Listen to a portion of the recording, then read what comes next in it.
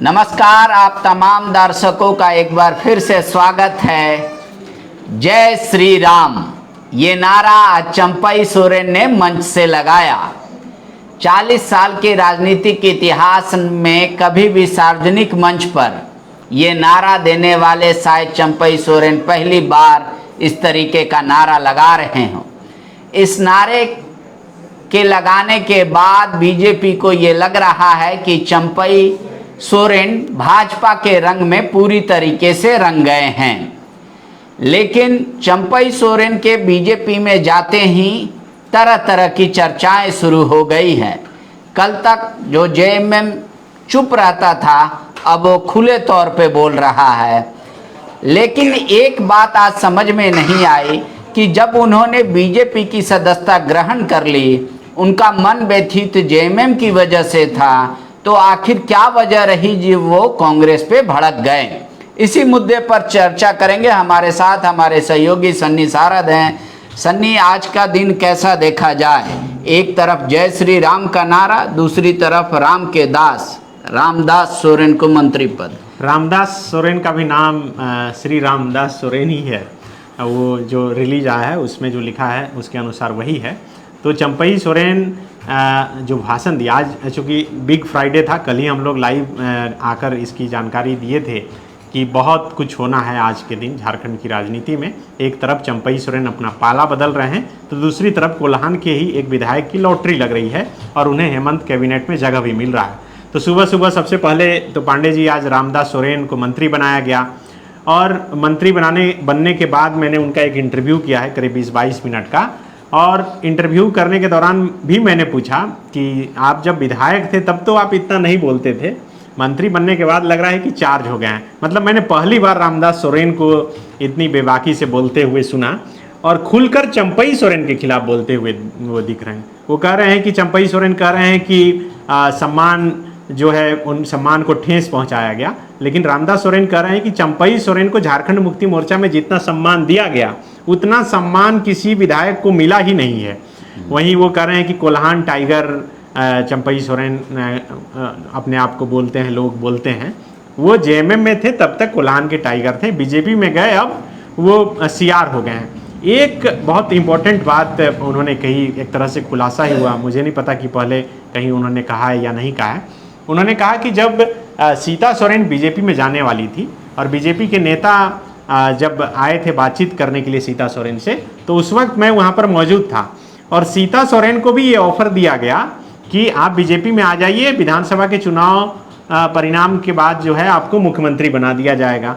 वह कह रहे हैं कि हमें भी बोला गया कि बीजेपी में आ जाइए।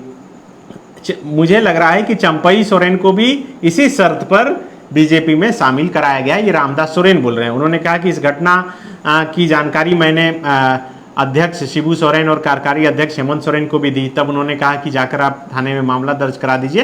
तो धुरुआ थाने में जाकर मैंने उस समय मामला दर्ज करा दिया था। ये तो रही रामदास सोरेन की बात कि उन्हें मंत्री बनाया गया और मंत्री बनाने के बाद उनके स्वर और तेवर बदले। लेकिन यहाँ गौर करने वाली बात यह है कि सिर्फ रामदास सोरेन के स्वर और तेवर नहीं बदले, स्वर और तेवर चंपई सोरेन के भी बहुत बदले हैं। चंपई सोरेन जब तक मंत्री थे, मुख्यमंत्री थे, फिर मंत्री बने, तब माना यही जाता था कि बहुत ही साधारण शब्दों में जो है बहुत धीमे स्वर में वो भाषण देते हैं। लेकिन बीजेपी का पट्टा पहनते ही, बीजेपी में शामिल होते ही, जैसे ही बाबूलाल मरांडी ने चंपई सोरेन को गले लगाया, फूलों का माला पहनाया और सदस्यता ग्रहण करवाई, वही उसके बाद जब भाषण देने का मौका चंपई सोरेन का आया और चंपई सोरेन ने जो ओजस्वी भाषण जो कहा जाता है पॉलिटिकल शब्दों में, वो भाषण उन्होंने दिया। और उनके भाषण देने के दौरान जितने लोग बैठे थे, जो पंडाल बनाया गया था, बहुत बड़ा पंडाल तो नहीं था, बड़ा मैदान है, उस मैदान में 1/4 में पंडाल बनाया गया था और वो पंडाल पूरी तरह से भरा हुआ था और उस पंडाल में बैठे हुए लोग लगातार ताली पीट रहे थे। मुझे लगता है कि चंपई सोरेन के भी इस रूप को मैंने पहली बार देखा कि जिस अंदाज में वो भाषण दे रहे थे, बिना देखे, कोई कागज में कहीं कुछ लिखा नहीं था, वो आए, उनके जो आखिरी वाक्य थे, आखिरी शब्द थे, जय संथाल और जय श्री राम। तो जय श्री राम का नारा जैसे ही लगाया, जो चंपई सोरेन के समर्थक थे वो तो ताली बजाकर उनका स्वागत कर ही रहे थे। लेकिन खास करके भाजपा के जो लोग थे, जो चंपई सोरेन के मिलन समारोह में शामिल होने के लिए आए थे, वो उत्साहित हो गए ज़्यादा। सब चर्चा इसी बात को लेकर कर रहे थे कि चंपई सोरेन ने जो है समा बांध दी है। उसके बाद बाबूलाल मरांडी भाषण देने के लिए आए, और चूंकि चंपई सोरेन को ही ज़्यादातर लोग सुनने आए थे, तो बाबूलाल मरांडी बोल रहे थे, तब तक आधा पंडाल जो है वो खाली हो गया। लेकिन गौर करने वाली बात, और जो हेडिंग में भी हम लोगों ने दिया है, कि चंपई सोरेन झारखंड मुक्ति मोर्चा इसलिए छोड़े क्योंकि उन्होंने कहा कि उन्हें अपमानित किया गया है। तो सवाल है कि जब जेएमएम से अपमानित हुए तो कांग्रेस पर ही हमलावर क्यों हुए? वो उनका जो करीब 23-24 मिनट का भाषण है, अगर उस 24 मिनट का अगर भाषण होगा तो उसमें 23 मिनट जेएमएम का ही नाम नहीं है। लास्ट के 1-2 मिनट में उन्होंने जेएमएम का जिक्र किया और उस पर जो है हमलावर हुए। लेकिन ये चर्चा हुई जब 20 मिनट तक उनका भाषण कंटिन्यू चला, और सिर्फ कांग्रेस, उन्होंने गोला गोली कांड में के लिए कांग्रेस को जिम्मेदार ठहराया। झारखंड अलग राज्य बनने में जो दिक्कत आ रही थी उसके लिए जेएमएम को कांग्रेस को जिम्मेदार ठहराया। गोला गोली कांड के लिए कांग्रेस को जिम्मेदार ठहराया। इसके अलावा और कई घटनाओं का उन्होंने जिक्र किया और कहा कि इसके लिए सिर्फ कांग्रेस जिम्मेदार है।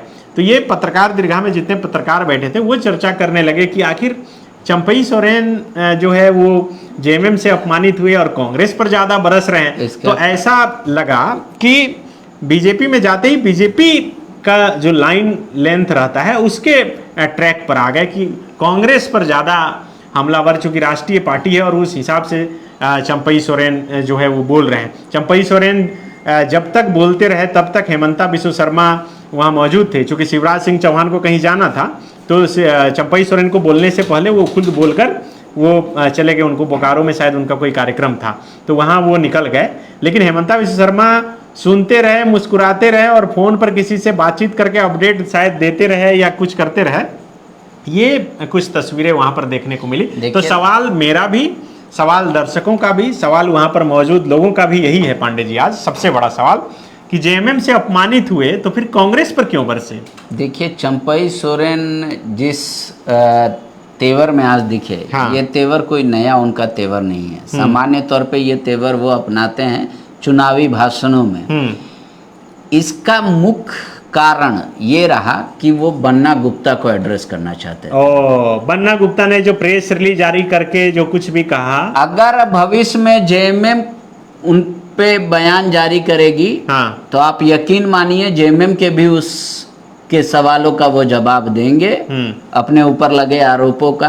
हाँ। फिलहाल मैंने कहा ना कि उन पे ज्यादा कांग्रेस हमलावर है, तो वो कांग्रेस को जवाब दे रहे थे। अच्छा, और कोई कारण नहीं है? और कोई कारण नहीं है। भविष्य में अगर आप देखेंगे, जैसे आज कहा रामदास जी ने कि वो सीआर हो गए हैं। हाँ। पहले थे यहाँ पे, कांग्रेस कह रही है कि अभी कोल्हान का टाइगर जू में चला गया है। तो इन सब का भी वो जवाब देंगे, लेकिन धीरे धीरे। सामान्य तौर पे चंपई सोरेन जो है वो कभी भी सीधा अटैक करने से बचते हैं। वो अपनी बात बोलते हैं और निकल जाते हैं। लेकिन एक बात उन्होंने जो शिवराज जी ने कही, ये भविष्य में और आगे उपयोग किया जाएगा कि जेएमएम अब कोई संगठन है ही नहीं। नहीं, शिवराज सिंह अपने भाषण की शुरुआत में ही उन्होंने कहा कि पहले ये परिवार की पार्टी थी, अब ये पति पत्नी की पार्टी हो गई। वो कहना चाह रहे थे कि हेमंत जी पहले विधायक थे, मुख्यमंत्री बन गए, कल्पना जी भी गांडे से जीत कर अब विधायक बन गई हैं और दोनों एक साथ अक्सर दिखती हैं। तो उसी पर उन्होंने अटैक किया और कहा है कि अब पति पत्नी की पार्टी होगी, अब परिवार भी खत्म हो गया। हाँ, मतलब परिवार के लोग सीता सोरेन आ गए, वही वो कहना चाह रहे थे। हाँ, लेकिन ये भविष्य का। लेकिन आप समझिए, एक जो जासूसी प्रकरण, उसको शुरू से ये लोग हाइप दिए हुए। जासूसी प्रकरण पर देखिए, पहले चंपई सोरेन बोले तो चंपई सोरेन ने कहा कि मैं दिल का बहुत साफ हूं, मुझे बहुत कुछ नहीं आता है, लेकिन मुझे आश्चर्य हुआ कि मेरा भी जासूसी कराया गया। जब हेमंता बिस्व शर्मा का पूरा भाषण का जो फर्स्ट वर्सन है वो पूरा जासूसी पर ही फोकस रहा, क्योंकि उन्होंने ही असम से प्रेस कॉन्फ्रेंस करके इस पर फोकस किया था कि किस तरह से जासूसी कराया जा रहा है। उन्होंने तो कहा कि मतलब भारत के इतिहास में पहली बार जो है अपने ही कैबिनेट के मंत्रियों का जासूसी कराया जा रहा है, ऐसा आरोप लगाया। तो ये जासूसी पर फोकस रहा इन दोनों का भाषण, लेकिन चंपई सोरेन भी फोकस करके इस पे रहे और लास्ट में उन्होंने एक शब्द का इस्तेमाल किया और मुझे बड़ा आश्चर्य लगा कि चंपई सोरेन भी इस अंदाज में भाषण, उन्होंने कहा कि छी छी छी, शर्म आनी चाहिए कि जासूसी मेरा कराया जा रहा है। मतलब एकदम कलकत्ता से ही मेरा जासूसी कराया जा रहा है। हाँ, लेकिन देखिए चंपई सोरेन एक फास्ट लर्नर कहे जा सकते हैं। पहला उन्होंने बीजेपी का बांग्लादेशी घुसपैठ का मुद्दा को मुद्दा बनाया, दूसरी बार जय श्री राम का नारा लगाया। तो मुझे लगता है कि बीजेपी को क्या पसंद है शायद वो जानते हैं। मुझे लग रहा है कि होमवर्क बहुत बेहतरीन तरीके से करके आए थे। हाँ, तो अब जो कि क्या बोलना है, किस अंदाज में बोलना है। हाँ। अब देखिए कि मोदी जी से अगर उनके भाषण का कंपेयर कीजिए, वो जिस तरह से बोलते हैं कि जैसे छी छी छी वाला जो जिस हिसाब से चंपई सोरेन बोले, वहाँ बैठे लोग चर्चा करने लगे कि चंपई दा का ये अंदाज पहली बार देखने को मिल रहा है। उन्होंने तो कहा भी कि वो अमित शाह से और नरेंद्र मोदी से प्रेरित हैं। हाँ, मतलब चंपई सोरेन के भाषण में इतनी तालियां बजी कि लोग चर्चा करने लगे कि बाबूलाल मरांडी जी कहीं नर्वसा तो नहीं गए ये सब देख के सुन के। हो सकता है, देखिए कोई भी एक नया नेता का आना और भीड़ भी जितनी बीजेपी ने एक्सपेक्टेड की थी, वो सारे मंच मतलब कुर्सियां भरी हुई थी, टेंट से बाहर तक लोग थे, तो वो तो कार्यक्रम उनका हिसाब से सफल रहा। फिलहाल कांग्रेस ने उन पे सवाल उठाए तो उन्होंने कांग्रेस को जवाब दे दिया और वो कह रहे हैं कि आदिवासियत, लेकिन कांग्रेस के आप बता रहे हैं कि बन्ना गुप्ता ने सवाल उठाया और यही वजह है कि उनका पूरा भाषण का फोकस कांग्रेस पर ही रहा। लेकिन ये जवाब तो जिस तरह से सोशल मीडिया के पोस्ट के जरिए वो देते रहे हैं, तो उसके जरिए भी दे सकते थे।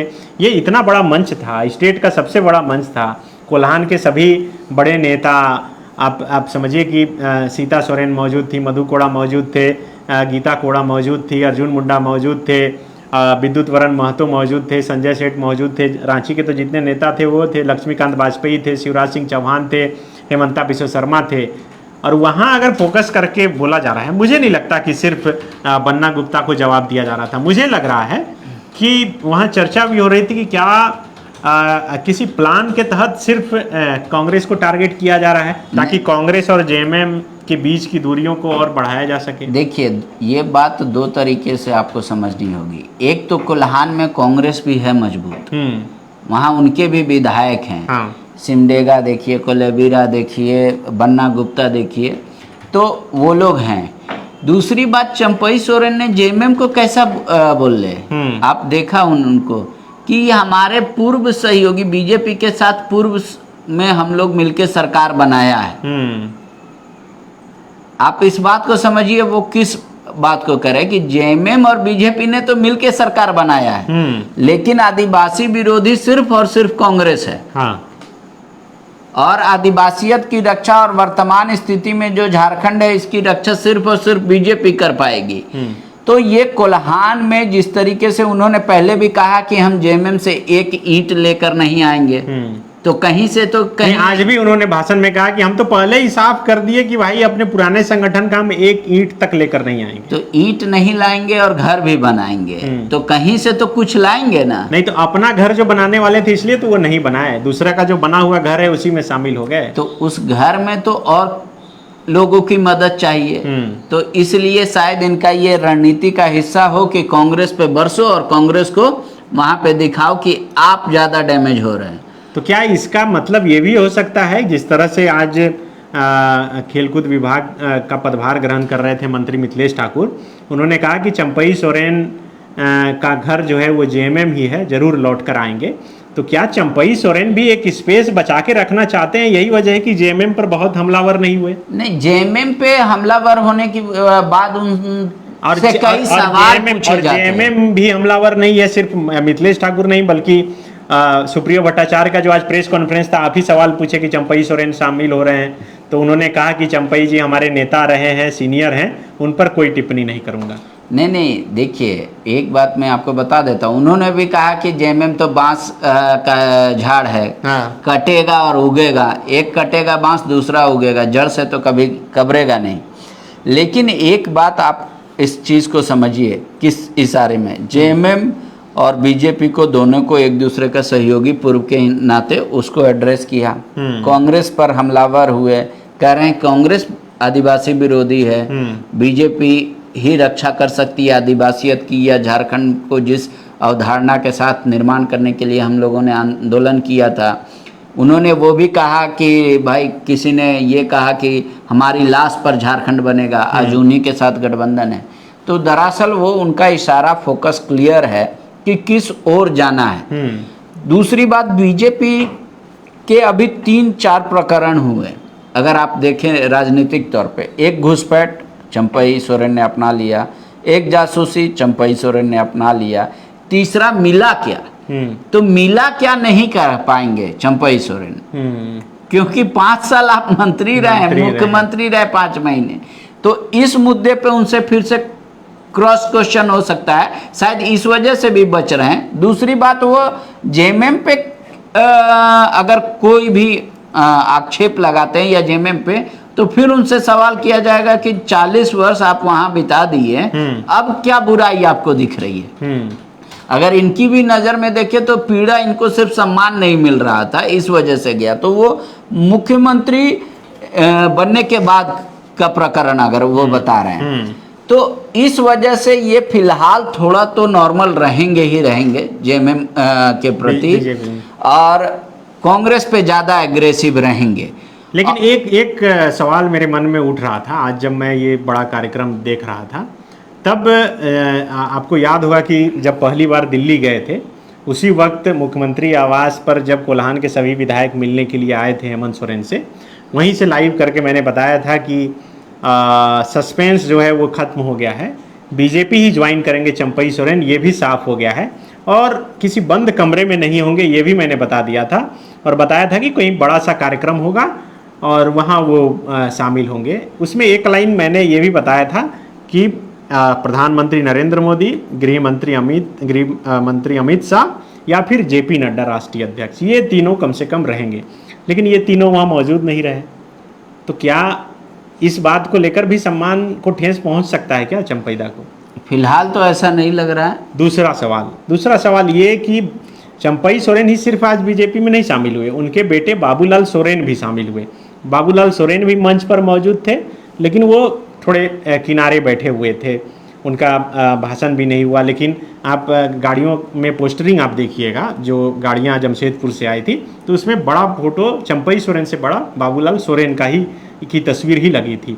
तो क्या इस बात को लेकर भी आगे खटपट हो सकती है कि बीजेपी अगर जेएमएम पर परिवारवाद का आरोप लगाती है और बीजेपी चंपई सोरेन और बाबूलाल सोरेन दोनों को शामिल करा के दोनों को टिकट दे देती है, तो फिर कहीं दिक्कत नहीं हो जाए? यही वजह है कि बाबूलाल सोरेन को किनारे बैठा दिया गया। नहीं, देखिए, राजनीति में बड़े प्लेयर का इंतजार था, बीजेपी को बड़े प्लेयर की चर्चा हो रही थी। जब कैप्टन हमारे साथ है तो फिर बाकी अन्य प्लेयरों की 12th मैन की चर्चा क्यों करें? फोकस वहां से हटता है। दूसरी बात, आज यूथ पोस्टर डिजाइन करते हैं उनके लोग, तो बाबूलाल सोरेन उनके लिए हैं, इसलिए वहां पे बड़ा पोस्टर लगाया गाड़ियों में। लेकिन फिलहाल बाबूलाल सोरेन को आगे नहीं करेगी बीजेपी उस तरीके से राजनीतिक दृष्टि में, और ना ही स्वयं चंपई सोरेन चाहेंगे या बाबूलाल सोरेन भी नहीं चाहेंगे कि उनका कोई बहुत बड़ा मंच हो, क्योंकि जो एक आवरा, जो एक बट वृक्ष तो चंपई सोरेन रहेंगे। लेकिन जो भविष्य में कार्यक्रम कोल्हान में होगा, उसकी रूपरेखा तैयारी जो है उसकी दायित्व को सौंपा जाएगा। लेकिन ये बात तो आपने सही कहा कि अगर चंपई सोरेन के साथ साथ बाबूलाल सोरेन को भी टिकट मिलता है तो बीजेपी में भी परिवारवाद का आरोप लगेगा ही लगेगा, मतलब ये मुद्दा ही गायब हो जाएगा। हाँ, देखिए, छोटा सा प्रकरण देखिए, कल ममता बनर्जी जो बंगाल की मुख्यमंत्री हैं, उन्होंने ट्वीट किया जब जय शाह को आईसीसी का चेयरमैन नियुक्त किया गया, तब उन्होंने कहा कि वो पॉलिटिशियन नहीं है, लेकिन फिर भी किस तरह से बाबूलाल मरांडी सहित झारखंड के कई सांसदों को यहाँ से ट्वीट करके जवाब देना पड़ा। तो ये तो कहीं ना कहीं सवाल उठेगा फिर। बिल्कुल, लेकिन मैंने कहा ना आपको कि बीजेपी इस बार सामूहिक नेतृत्व पे जाएगी, किसी का नाम सीएम पद के लिए घोषित नहीं होगा। दूसरी बात, ये फिलहाल संकट की घड़ी लग रही है। हो सकता है कि जब अब चर्चा करने के समय अमित शाह से अगर इन्होंने कहा हो कि हमको और बेटा दोनों को टिकट चाहिए और बीजेपी ने हामी भरी हो, तो राजनीति में कोई चीज़ फर्स्ट और लास्ट नहीं होता। जब जैसा होता है तब तैसा होता है। राजनीति का एक ही चरित्र है कि वो सबसे ज़्यादा ब्रूटल होता है। तो राजनीति में कोई भी फैसला लिया जा सकता है। अगर बीजेपी को लगेगा कि घाटशिला अच्छा हो सकता है बाबूलाल सोरेन को, लक्ष्मण टुडू से भी अच्छा, तो उनको दे देंगे। या ये लग सकता है कि चंपाई सोरेन अपने पुत्र को समझा लेंगे, बाबूलाल सोरेन इस बार मदद करे लक्ष्मण टुडू को, आगे देखा जाएगा। तो इस तरीके से क्या समीकरण होगा ये तो फिलहाल कह पाना मुश्किल है। लेकिन वहाँ से जब कार्यक्रम खत्म हुआ उसके बाद कोल्हान के तमाम कार्यकर्ताओं के साथ एक बैठक थी बीजेपी की। अच्छा।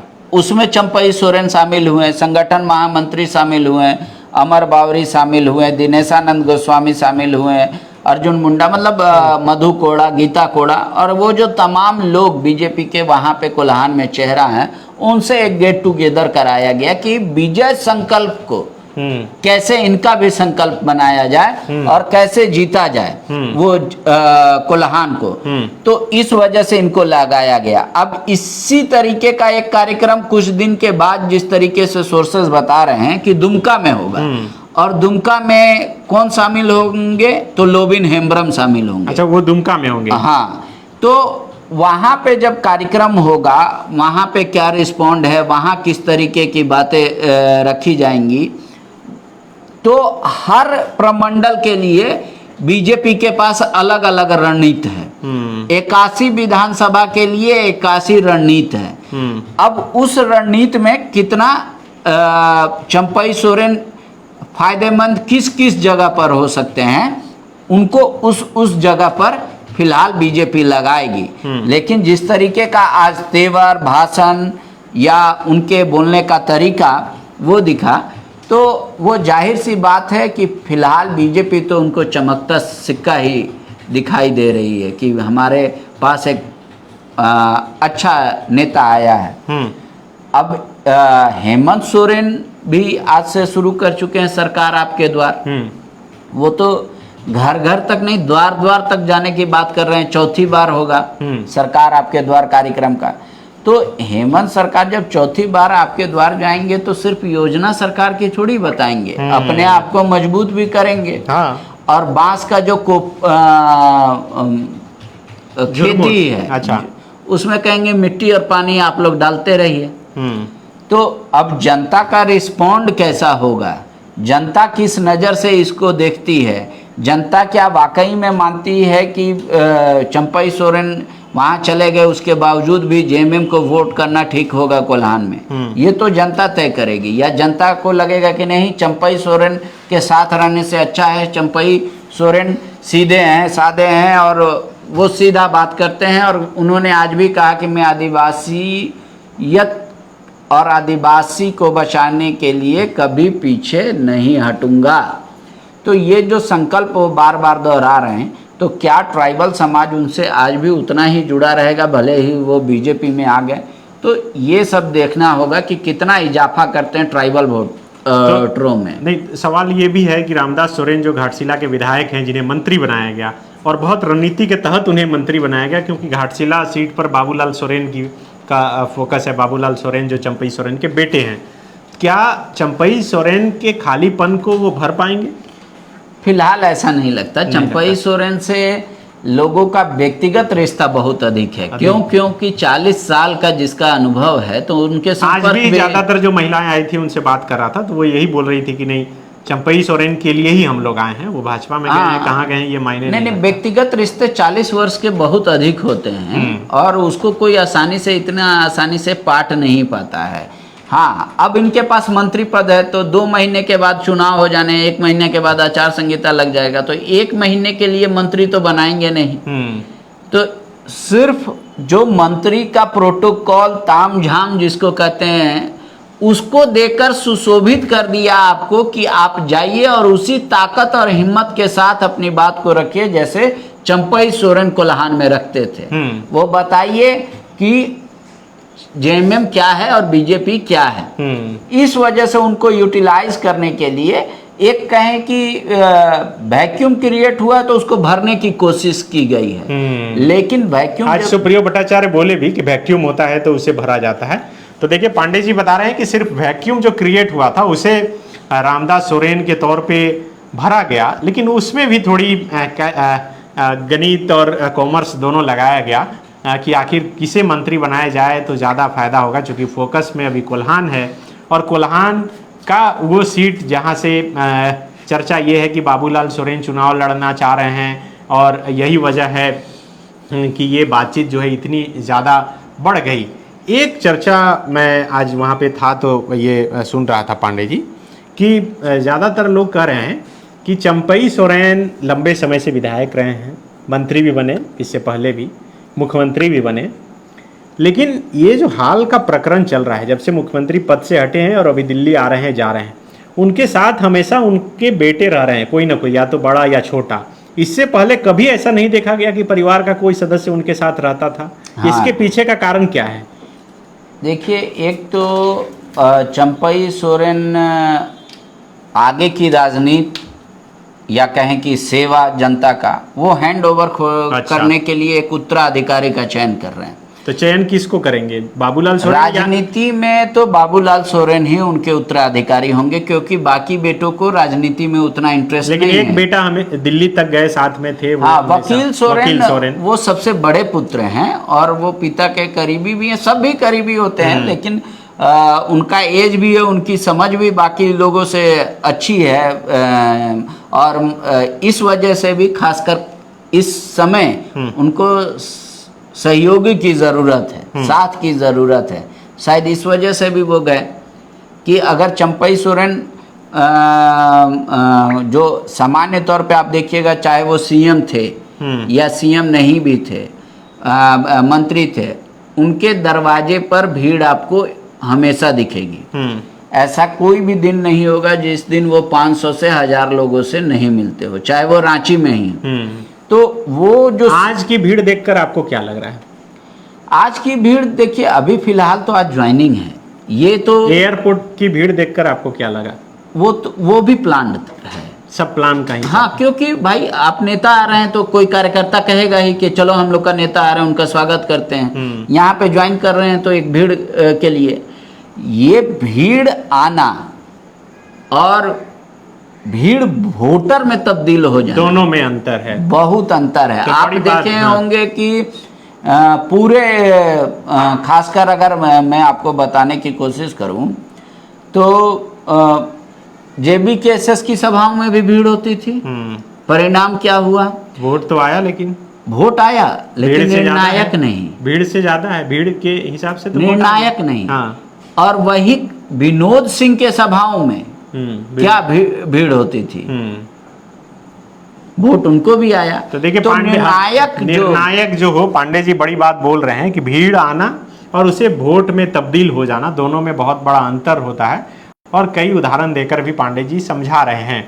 तो झारखंड की राजनीति के लिए आज काफ़ी अहम दिन था और यही वजह है कि हम सिर्फ डिजिटल मीडिया और यूट्यूब वाले पत्रकार नहीं, बल्कि दिल्ली से नेशनल मीडिया के पत्रकार भी इसे कवरेज के लिए आए थे और अपने अपने हिसाब से वो इसका विश्लेषण कर रहे हैं कि चंपई सोरेन के आने से बीजेपी को फ़ायदा होगा या जेएमएम को नुकसान होगा। आप खुद एक अच्छे दर्शक हैं, अच्छे तरीके से आप विश्लेषण कर सकते हैं। आप खुद तय करके बताइए, कमेंट करके बताइए कि आपको क्या लगता है कि क्या सचमुच में चंपई सोरेन के आ जाने से बीजेपी को एक बढ़त मिली है?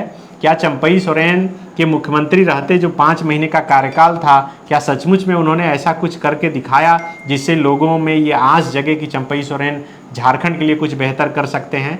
या फिर चंपई सोरेन, बाबूलाल मरांडी सहित तमाम जो नेता हैं बीजेपी के बड़े और ख़ास करके जो पूर्व मुख्यमंत्री रहे झारखंड के, हेमंत सोरेन और शिबू सोरेन को छोड़कर सभी मंत्री जो बीजेपी में शामिल हो गए हैं, उनके रहने से क्या कुछ फ़ायदा होगा? ये आप तय करके बताइए, कमेंट करके बताइए। हम आपके कमेंट का इंतज़ार करेंगे। शुक्रिया।